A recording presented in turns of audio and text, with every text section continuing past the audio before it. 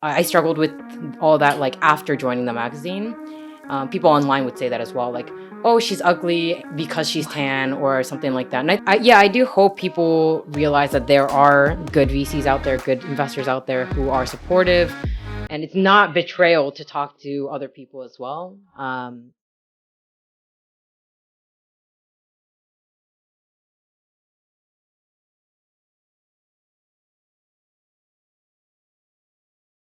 Welcome back to Tokyo State of Mind, a podcast that brings you the most interesting guests for you to feel inspired, motivated, to stay hungry for more opportunities in Japan.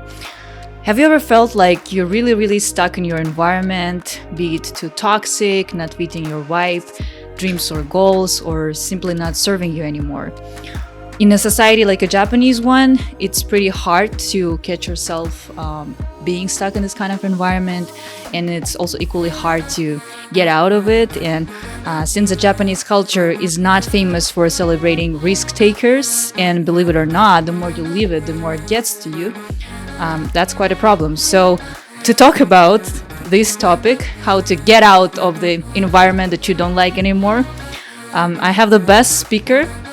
And before I start, so by the age of 24, she is a serial entrepreneur, a former model, 3 times Young World Ambassador, PhD student of University of Tokyo.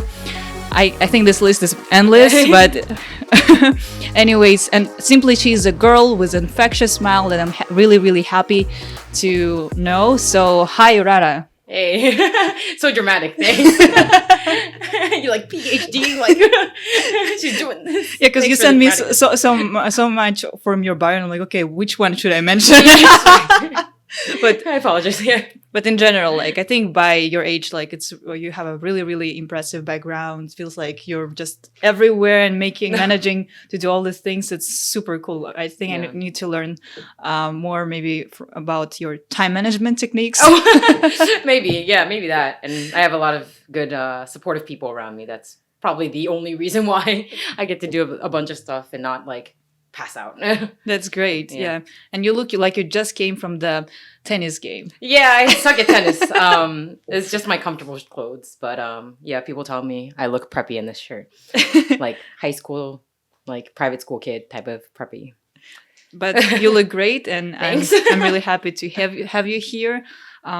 Before we jump to your favorite topic that you really like talking about, is like how to get out of the toxic environment. I didn't know that was my favorite topic, but okay. I heard a lot of people like I heard that you were helping out with a lot of people with that, so I think you're quite an expert. Yeah, me. I think people ask me for advice when they want to quit a job or like when they want to leave a certain relationship or something like that, and so I don't know why, but yes. Maybe you should start your own show idea about it. Maybe super sketchy business, but yeah. Anyways, before like we jump into it, I would like you to talk more about your background, because I think you have a really unique background. Like, and tell me, what do you think from your childhood, like, and all the experiences you had growing up? What do you think exactly shaped you the way you are today? How your, you know, on and off life back in Japan and US like has shaped you? Yeah. I don't know if it's unique anymore. I think a lot of people have lived in the US and then come back to Japan. But to explain a little bit about how I grew up, I was born in Japan and then I grew up in the US about from 6 to 14. So I spent my elementary school and middle school years there. And then I came back from high school to Tokyo. And since then, I've been here. Yeah. And so related to how that shaped me, I guess. So I think there's 2 major parts of my background that has really shaped my traits. One would be transferring schools a lot. I went to 3 different elementary schools and 3 different middle schools. So I was always kind of the new kid and like the outsider kid, always the weird one, always the one that's like kind of not doing well. And the other one probably is I think I had a lot of personal like issues at home and with my health when I was younger, especially like around early elementary school days and kindergarten days. I'm not going to go too much into detail about the latter, but I think, having all these like issues at home and with health, it made me sort of hypersensitive to like what other people are going through, maybe behind the scenes, what they what they struggle with talking about, etc. And as for the former with transferring schools a lot, I think it gave me like a certain type of confidence in a sense. And I don't want to be I want to make it clear. I think most people, when they think of like a confident person, they think of someone who's like, they know they're capable, they know they're skilled, they maybe know they're better than other people. Like, that's probably not my type of confidence. My type of confidence is sort of the fuck it, I don't really care. Even if I compete, I'm not going to be first place anyway. That kind of giving up confidence. I guess I have that, I guess, and it has helped. I don't really need to feel like I need to compete with other people or be better at this, better than that. Yeah, so I think that's one. Another thing, maybe always being the new kid, you're not like afraid. It's not like afraid to ask questions, but like you kind of have to ask questions because you don't know what you're doing. You're not familiar with anything. And it seems like people, when they've been in only one environment for their whole life, they are afraid to ask questions out of feeling like they're going to look stupid.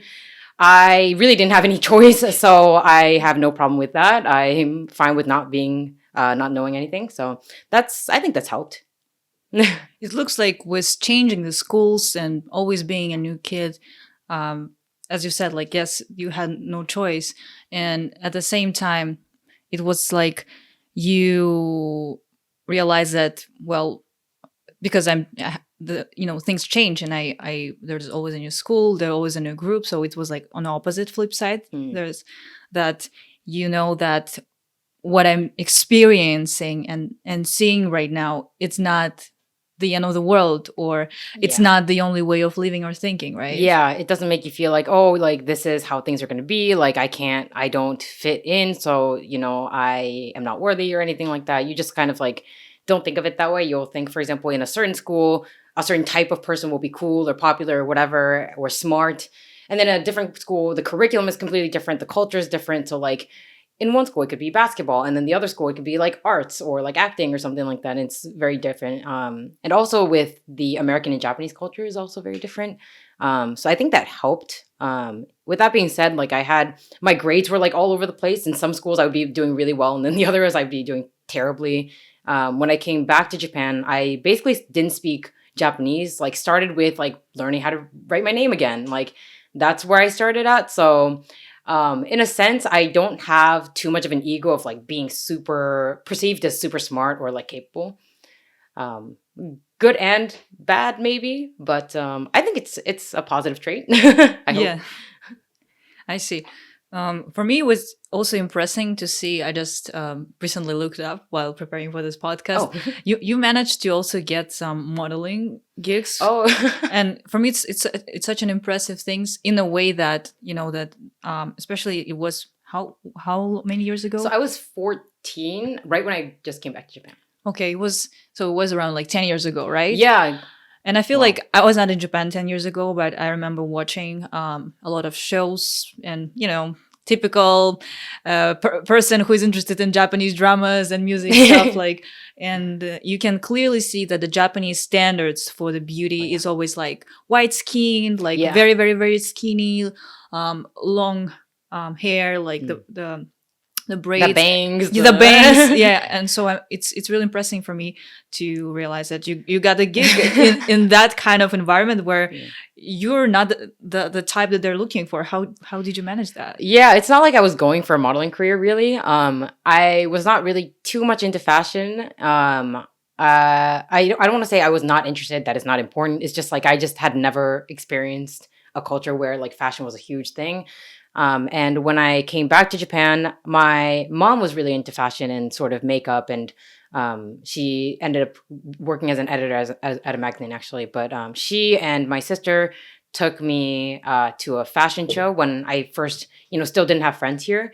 And someone scouted me at the fashion show, and that's kind of where things started. They had an agency, and it was a very long story in and of itself. But I ended up auditioning for this magazine called 17, and I don't know how I ended up on the magazine, to be honest, looking at how all the other people look. But it was basically a selection sort of thing that readers would vote for. So the first 20 people that were kind of on like the semifinalists, they were selected by the editors of the magazine. And then the rest of the process was voted, it was based on votes from the readers. And there were 4 of us finalists, and I guess readers voted for us. I don't know. But I think what was harder was after being selected and like going into the magazine, I think a lot of the makeup, lighting, the way the photos are taken, assume you have very light skin, assume you have these certain features. Even the clothes, they assume you're like, relatively short and very, very skinny. And so I got scolded out a lot for like having too much muscle or like being too tan. And I played a lot of soccer, so I was like super tan. I don't know how, again, they accepted me to join the magazine, but I can feel like they looked at me like, oh, you need to lighten your skin. So they would add makeup to lighten it and add a lot of lighting.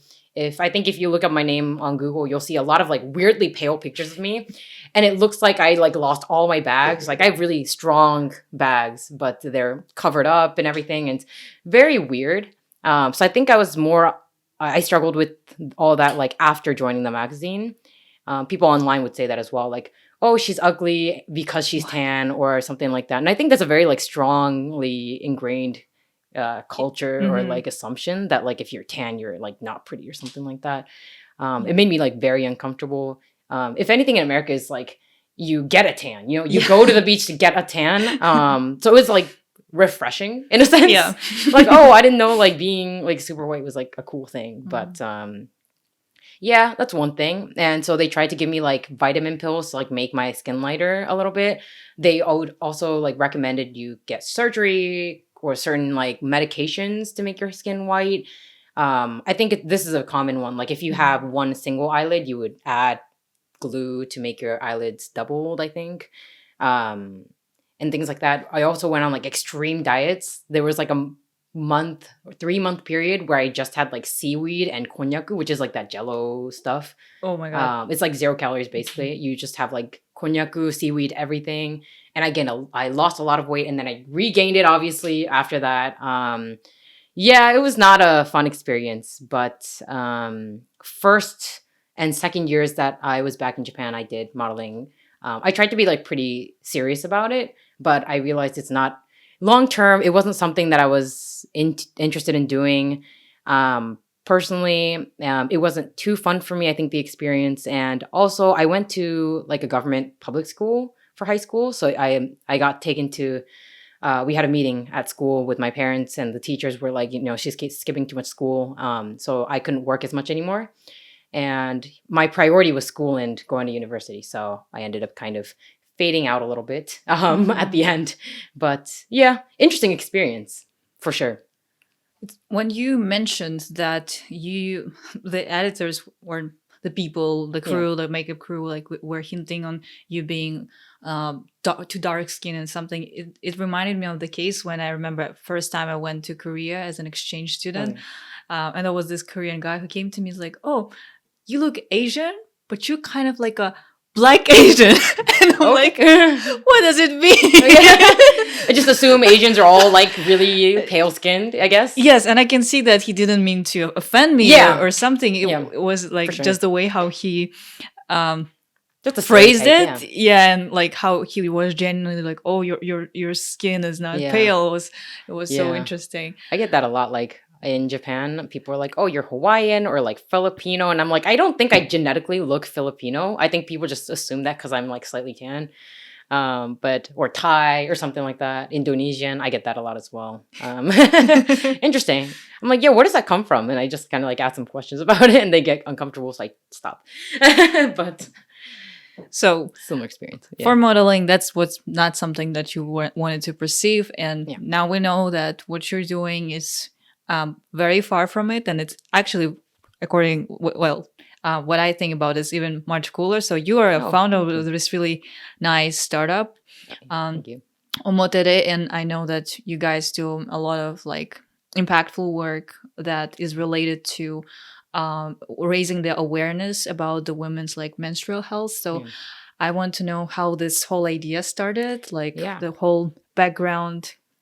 Yeah. I'm gonna keep it like super casual. I'm not gonna make it like a really good startup story. It really did start out really casual. And like being honest, I was never into or like doing any activities related to menstrual health before. I had never really struggled with my period too much before, so this was a pretty new thing for me as well. But basically, what happened was last year, I have actually three other co founders. So, if the four of us were on vacation, we knew each other from like 6 years ago, like freshman year of college. We were in the same startup, student entrepreneurship support organization. So we were always talking about like new business ideas, what kind of services would be interesting if we were to run a company, like what would we want it to be like. And on our vacation, we would also be talking about things like that as well. And on this specific vacation, one of the co-founder guys, he was talking about how he was interested in the recent like cosmetic vending machine industry or something like that. And it's basically like you go out, you can buy cosmetics like on the street or something. And the another guy, another one of our founders, who's the CTO now, he was interested in working with IoT. He was a software engineer. He is a software engineer, so he's interested in sort of starting to work with hardware. And I was like, well, I've never really struggled with like carrying around cosmetics. I've struggled more with menstrual pads, like keeping track of which bags I have pads in, like, struggling with when it suddenly comes and I don't have anything, or if I'm on vacation and there's no drugstore and things like that. And I was like, I wish they would improve the existing menstrual pad vending machines that they have in the bathroom, like halls. And like the other three, they're all guys. They have no idea what I'm talking about. They're like, oh, I didn't know there's a vending machine in there. Like, there's, I didn't know you have to think about it so much. And so this is how the conversation started. Basically, it was just us talking on vacation, and then the rest of the trip basically became like looking up relevant things. The week after, I bought them pads for them to like open and look at, and then we just be like, it was first like slightly awkward, but they were like, okay, we are interested. And I think they realized like their parents or their girlfriends go through it and go through menstruation, and they never even noticed. So they were slightly like awkward, uncomfortable, but at the same time knew it seemed important. So they were actively trying to learn. And we didn't start wanting to do a startup together. It was more of we spent like every week learning more things, thinking about what would it be a better experience for menstruators, I guess, or how could we change the lifestyle and the status quo. And kind of happened 5 months after the trip, we ended up becoming incorporated. And that's Wow. kind of how it started. Yeah. I see. I know that a lot of it also comes, as you said, it comes from your personal struggles. Yeah. And you mentioned that before that, especially if you are that at some point it was not a real problem to you, right? Because you didn't have any problems with menstruation. You were mostly surrounded by guys. Yeah. So it was like, why would someone feel bad like about it? Like, so Yeah. why would be a problem? Yeah. So yeah, you mentioned, like, it's not like, oh, I only have guy friends. That's what I was saying. But I go to Todai, which is like mostly guys, and I'm in engineering, also like more guys. And so it's just the environment.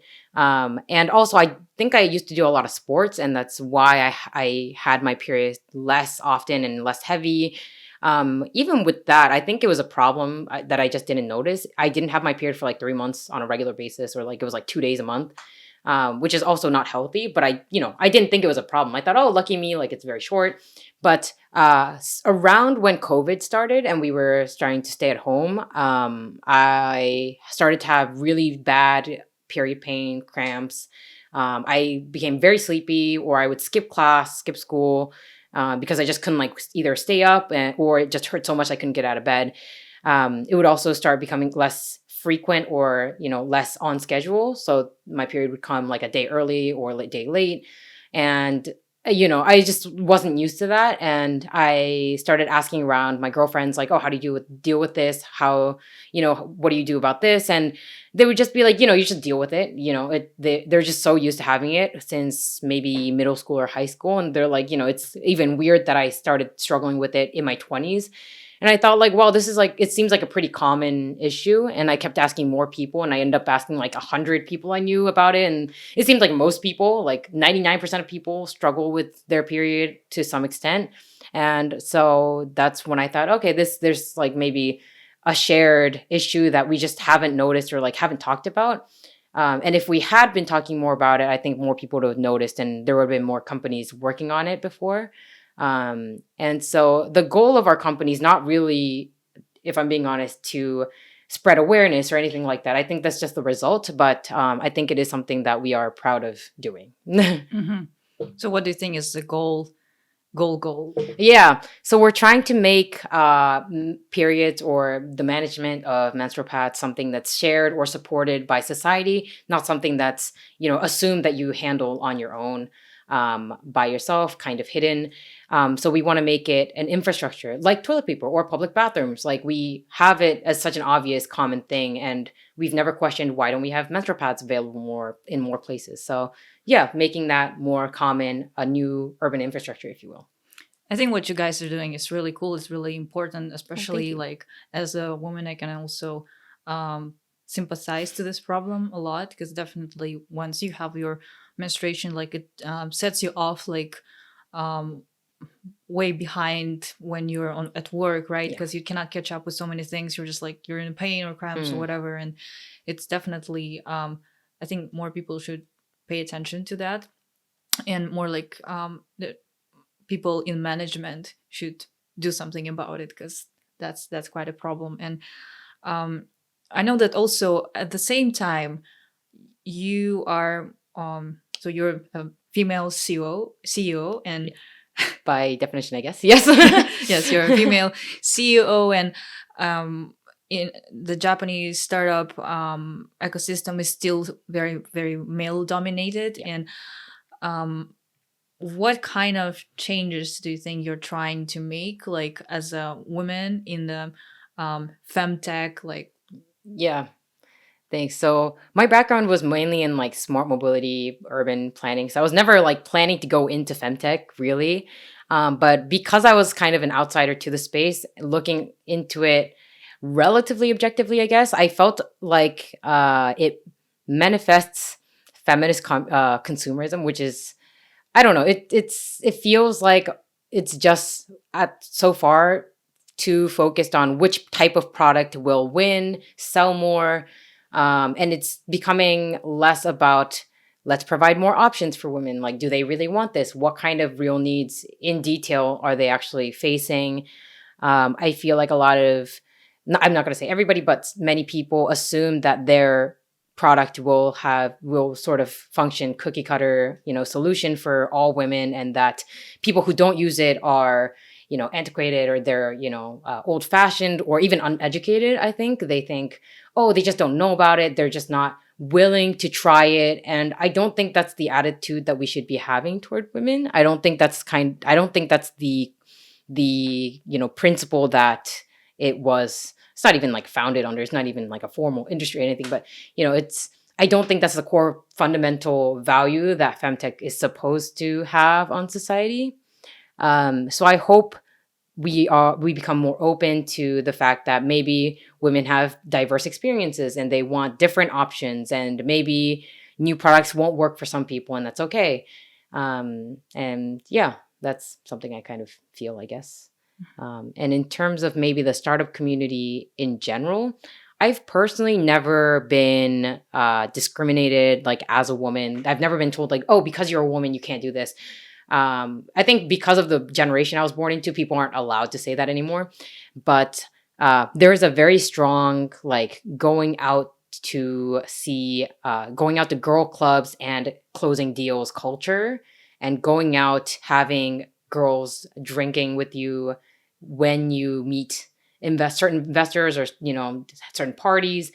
And it's like when I go, I don't know how to feel about it. Because it's like the girls at the store, the club or the bar will be serving us. And I'm on this side of like, cute girls will be sitting next to me. And it's like, I don't need this to close a deal. Like, I don't need it. That's so weird. And it's like, I have nothing against, like, it's not like, oh, these jobs are bad. That's not what I'm saying. It's like, why are we here? Why is this necessary? And it's like, I don't know how the girls think of me, right? Because like I'm coming as a customer. And like, I don't know how to feel a little bit, I guess. I think because of COVID, it's becoming less dependent on that culture. There are more cases where we can do things online, or we don't even have to go out to drink to do anything. So I think it's relatively okay. But I think even like a year ago or two, there were girls at these clubs that were being, you know, given drinks and like forced to drink by certain VCs, and she like died or something. And like, this is a very like toxic culture, and I sometimes do get invited and I don't know how to feel about it. And yeah, that's something I hope will change. I'm not saying it should disappear. It's just I don't know how to feel about it. That's it. But I don't know. I wonder if guys think that is also that as well. Like they don't think it's weird that like we have to have meetings in these places, and I don't know. I didn't even know that the culture like that exists. I think it's very, very strong. Yeah. And also, this is also a strange thing. I don't know if this fact itself is true, but there are a lot of rumors of like girls who are in VC investor spaces are always like, you know, sleeping with guys, blah, blah, blah, like chatting them up, like using their femininity to their advantage and things like that. I'm not going to say like I think it's true or not because it's just rumors, but you know, there are a lot of situations where girls are vulnerable and they do feel like they have to do certain things because it's kind of, you know, that their career depends on it, or it's their job to be like that. And it definitely shouldn't be. But I do hear a lot of rumors about it, and there's definitely not a lot of women in the space. And I don't know if that's the reason, but it's very toxic. Do you think there is certain safe space for the like girls in this kind of situations to speak up and to have protection from somewhere? Or do you think even if there is a space, it's still hard for a lot of like them to share about it because of the, you know, the culture of shame or something like that? I think there are really good people as well. I didn't want to come off thinking like giving off the impression that like all investors are bad. Not at all. There are a lot of good VCs as well. Lots of good CVCs as well. So there are people who are supportive. So I think I don't know about before, but at least this year, last year, like when we founded, it's been relatively supportive. Um, yeah. I think if you are struggling with something, you can talk to other people. I think the only issue is, especially when young people found their companies, they usually have an angel investor or they have a, you know, pre-seed VC investor on their team, and they kind of feel like they have to listen to them because they are, you know, running on their money. And if it can feel like you can't talk to other people or else it's like betrayal. I have heard a little bit of that as well, but I do hope people realize that there are good VCs out there, good investors out there who are supportive, and it's not betrayal to talk to other people as well. Even if these particular people who are mentoring you do say that, definitely do go talk to other people. I hope people don't feel trapped in their situations. So again, change the environment. Yeah, and I also don't want to assume that it's easy for people to change their environments. It's definitely much easier for certain people than others to change their environment, and it's not always that individual's fault. I think there's always things that are external and things that are hard to change.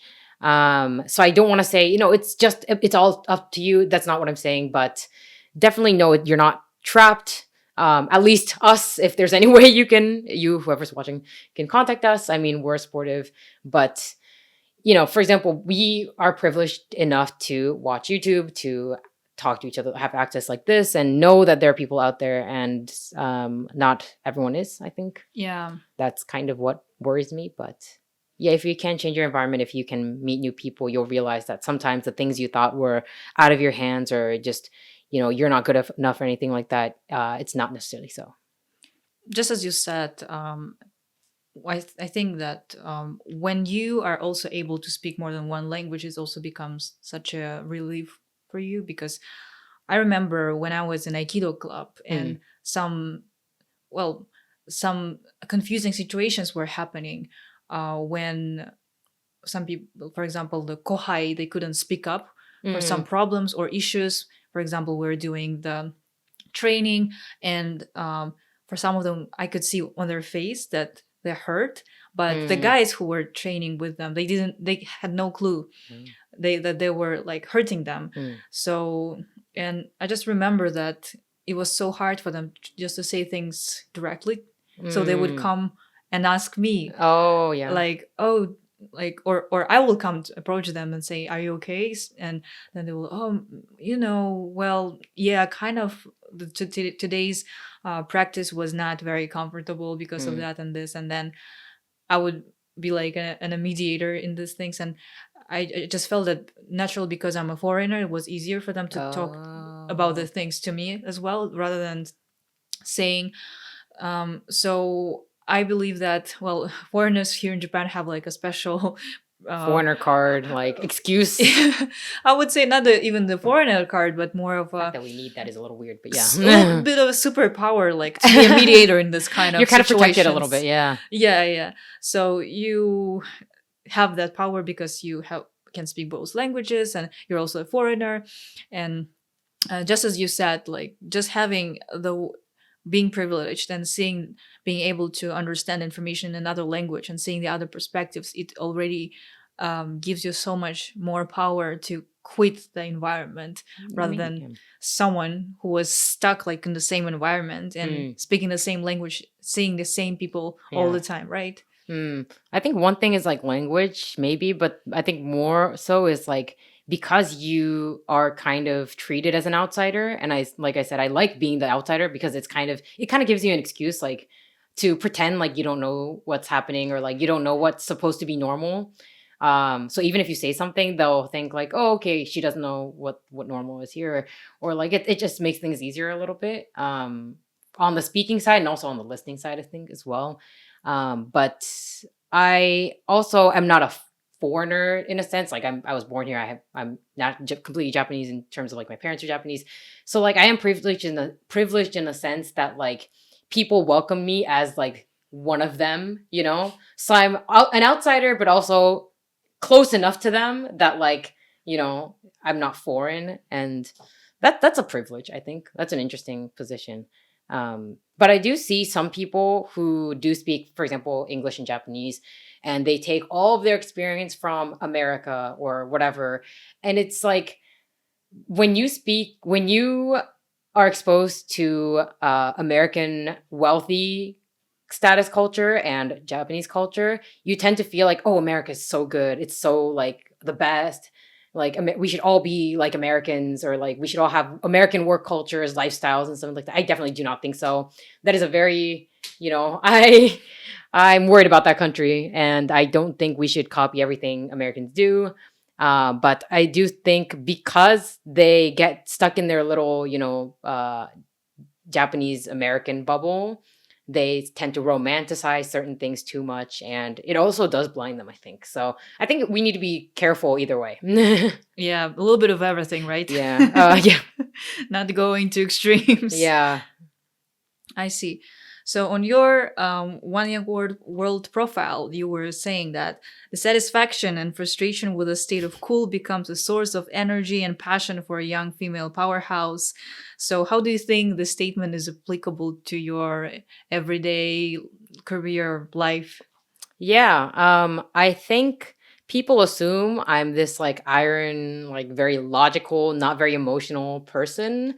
I am very, very easily emotionally triggered. I think it's just I try not to show it, or I try to think, okay, in the long term, if I express my emotion directly through words, through actions right now on the spot, it's not going to be effective. It's not going to do anything. It's just going to make me seem like a crazy person. So I try to I've learned to like contain it, think about it, like, okay, in the spot, in this moment, I'm gonna do this, but I'm gonna take it back, think about what's effective, and so forth. So, um, with that being said, I think I have a lot of emotion kind of like bundled up, kind of contained in me that I need to release, and the ability to sort of not let go of these small things that do, that do distract you, or do kind of feel weird, and not letting go, making sure that you don't forget, making sure that you think you should change something about it, about the situation or about this thing that happened.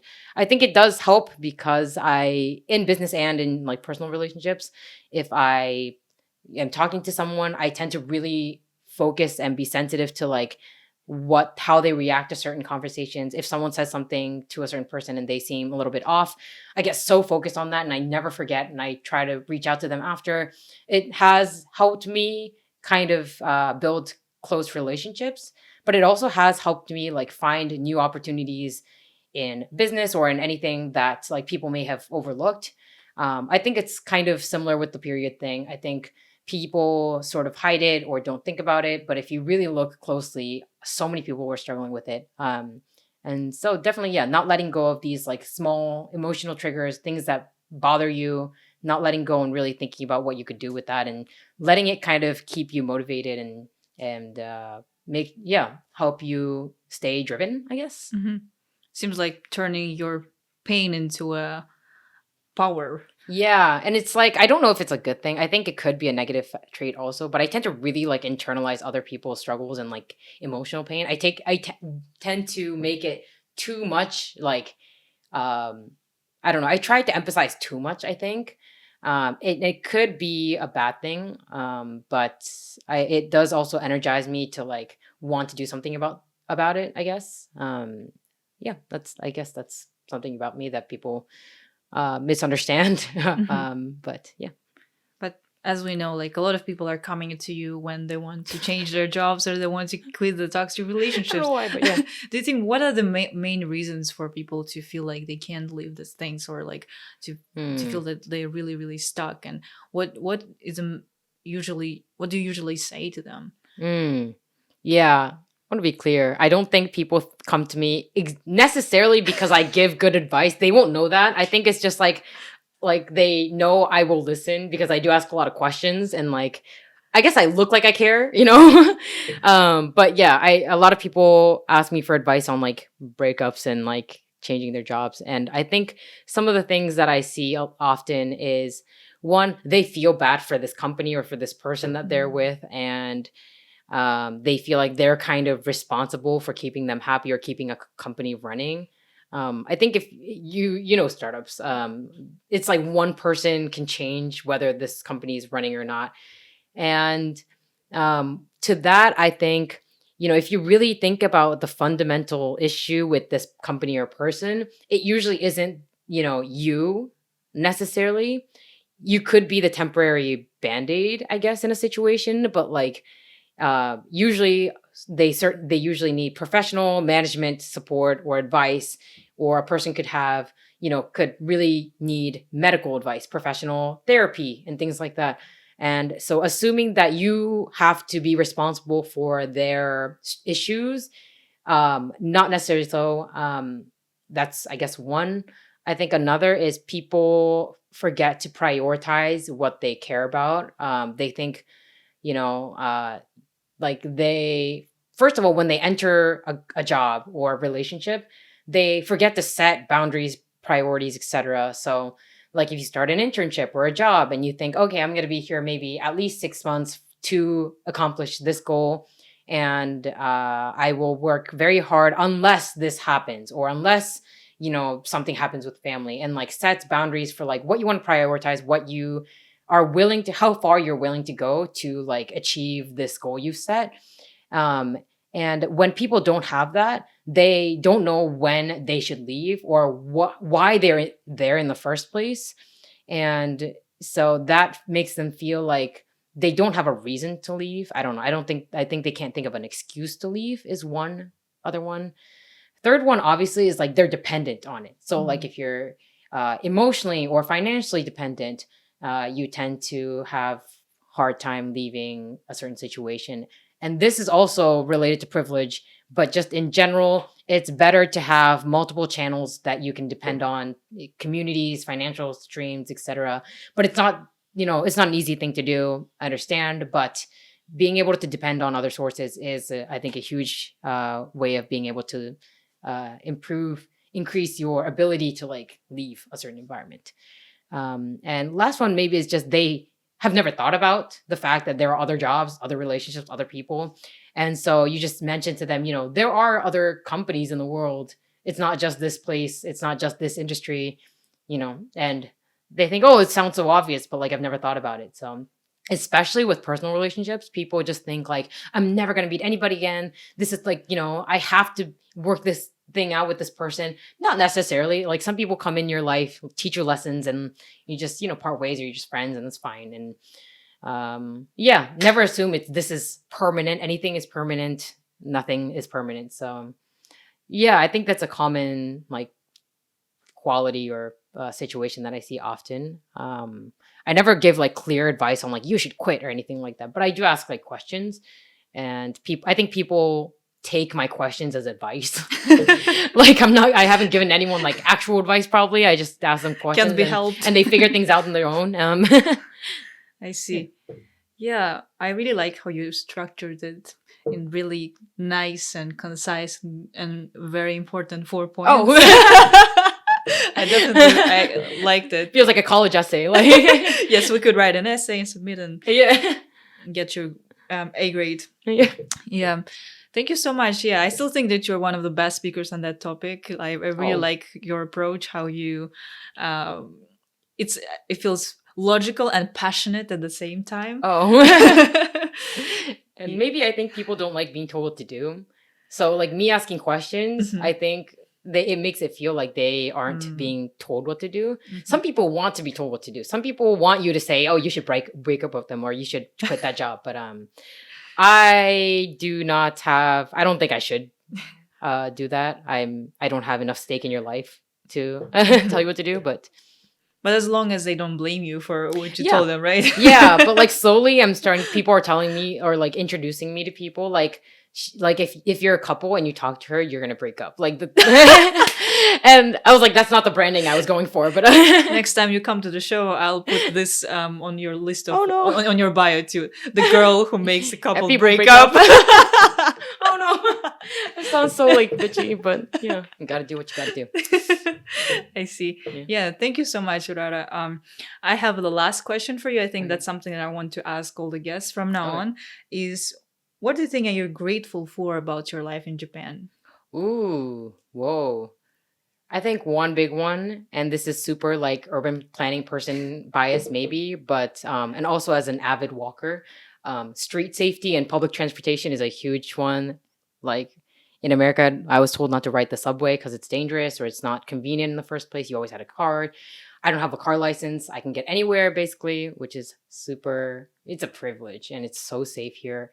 Like you hear a lot of stories about people, like women outside of Japan, and they, talk about how they put their keys in their knuckle and like they walk around at night, like feeling like they're gonna be, like raped or something. I don't have that here, at least in central Tokyo. Again, this is not all of Japan. I'm sure there are dangerous places here as well, but in general and on the average, it's very safe, very convenient. Fresh fish, good food, always good. Those are the big ones, I would say. Also, I think a lot of people assume Japanese people are very nice. And you can go anywhere. Your passport is open to most countries. So that's the kind of privilege that like I think other Asians or other people from other countries don't have. And we take that for granted. So yeah, that's something I'm grateful for. Thank you so much. Yeah. It was really nice to talk to you. I'm glad you showed up in my house. Looking, I just came from the tennis game. No, I don't want people to think I'm like good at tennis. I suck at tennis. Ask me on walks. Don't ask me out to tennis. Okay, yeah. I'll ask you for walks. And thank you guys again for watching Tokyo State of Mind. We are always happy to deliver you the best stories, to bring you the best speakers. And if you feel that you're stuck in the environment or you had the similar issue that Urara was talking about, please let us know in the comment. We would like to know about it. And as you know, Tokyo State of Mind is committed to bring you all these people so you can actually see that you can change your environment. You can try this, you can try that. Yes, you will fail, but there are other ways of living. So that's ultimately what we want people to think about. So thank you so much again. We'll see you next week on Tokyo State of Mind on Saturday on YouTube. Bye bye.